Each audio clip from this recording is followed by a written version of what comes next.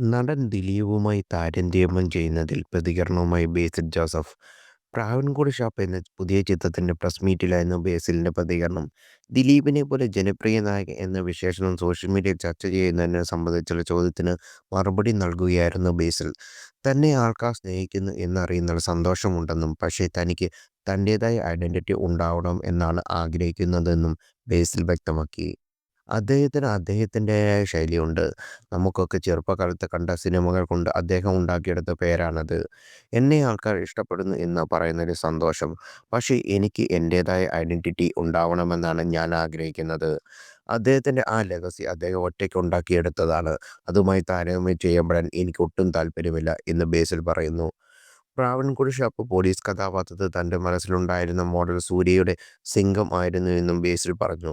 Shooting തുടങ്ങുന്ന സമയം താൻ സെറ്റിൽ വന്നിറങ്ങുമ്പോൾ കാണുന്നവരുടെ മനസ്സിൽ സിംഗത്തിൻ്റെ ബീജം വരണമെന്നായിരുന്നു തൻ്റെ ജിം ട്രെയിനറോട് ആവശ്യപ്പെട്ടത്.